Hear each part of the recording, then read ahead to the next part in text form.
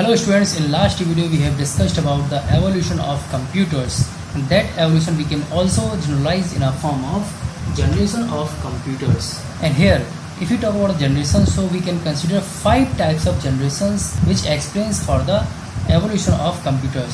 So if you talk about first generation computers, so in early ages the computers that were developed in first generation were used vacuum tubes to create their circuits. To perform their calculations, we created the circuits that were based on vacuum tubes, and the input devices that were used to entering the data were punched cards. And what type of language were used in computers? That language were only machine language. Now in second generation of computers, we have used a transistor to make their circuits, and here we have also used again the punched card input devices to input the data inside the computers. And here assembly language were used to process the data inside the second generation of computers. And in third generation of computers, integrated circuits were used in their motherboard or were used in their circuits, where we have used only and only keyboard to entering the data. And what type of languages we have used, like Pascal, COBOL, Fortran, RPG, such type of languages were used in this generation.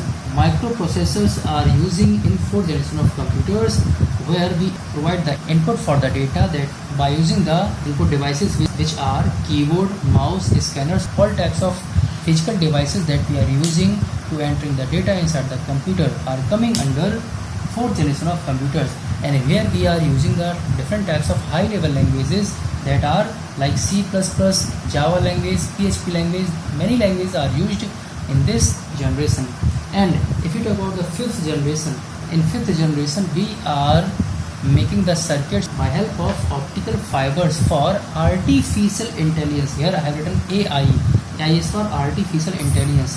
Why we are using here optical fibers? Because optical fibers proceed the data very fast in speed.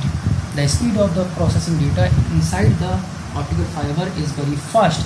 So for fifth generation we are using here optical fibers. And what type of input devices or what things we are using to provide the input to the machine? So here we are using sensors, different types of sensors to give the data to the computers. And the languages which are used in fifth generation we can consider as recognizing patterns, like thumb scanner, face scanner, different type of sensing pattern or recognizing pattern we are using here in a form of a language to perform all types of activities inside the fifth generation of computers. Now let's talk about the types of computer. What types of computers today's in generation we are using?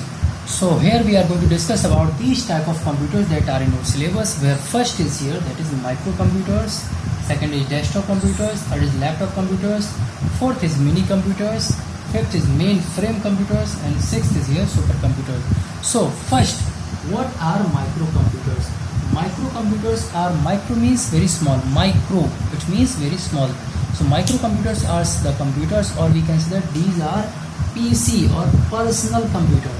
These are personal computers that we are using in our home or in anywhere for our personal use, where we can attach scanner, printers, keyboard, mouse. Such type of computers are coming under microcomputers. And if you talk about what are desktop computers, so desktop computers means the computers which can be easily shifted onto the desk or any bench. So such type of small computers, these are also the type of personal computers. Desktop are also the type of personal computers which are easily portable from one place to another place. We can put these type of computers onto the desk. So these are known as desktop computers. And next is here, that is laptop computers. And I think you all know that what are laptops. Laptop are very small computers that are easily portable from anywhere, from one place to another place, or we can place these computers onto our lap. So these are known as laptop computers, which are also called personal computers. And one more computer I want to explain that I have not written here, but I have written 7th number, that is handheld computers. And these type of computers are very small that we can hold in our palm also, and these are also known as palm top, tablet. Small computers that are having small size compared to laptop are known as handheld computers. And next is here mini computers. Mini computers are those type of computer which are big in size compared to personal computers or compared to microcomputers. These mini computers are having higher speed for processing the data, and number of users can sit in these computers. 1 to more users can sit in these computers, and 1 to more users can work simultaneously into this mini computers. And next is here, that is mainframe computer. This mainframe computer are big in size, very big in size compared to microcomputers or compared to mini computers. This having very great in size, and this also having very fast speed for processing the data, and also have large memory storage to store the data.